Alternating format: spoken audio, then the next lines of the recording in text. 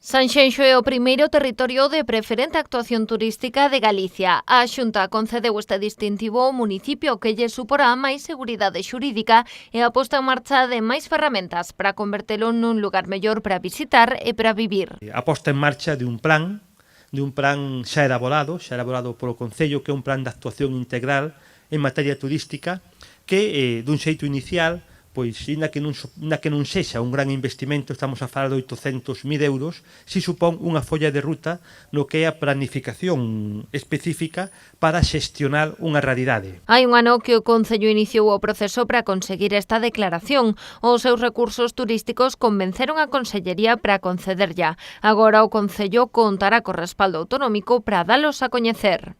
Ter ferramentas de xestión administrativa, interadministrativa. Segundo, potenciar a desestacionalización, e vamos a comenzar a desenvolvelo xa conxuntamente por parte do Concello e por parte da Xunta de Galicia cun acordo inicial, cun convenio de 60.000 euros que o que pretende é potenciar o carácter de sustentabilidade da actividade turística pois en Sanxenxo. O dicíamos, turismo deportivo, potenciación do turismo deportivo e tamén potenciación dos sendeiros, melloras nas praias, etc. O patrimonio cultural e arquitectónico é moi importante, pero é desconocido, parece que non temos nada. É verdade, temos un patrimonio arquitectónico moi bo que temos que poñer en valor. Con esta actuación eu creo que vai haber medidas económicas para poñelo en valor. É moito máis cousas, porque os sendeiros todos que temos hai que coidalos, hai que señalizalos ben. Martín recoñeceu que este ano está a ser moi difícil para a actividade turística de Sanxenxo. O Concello destinou 1,6 millóns de euros para axudar a paliar os efectos da crise do coronavirus.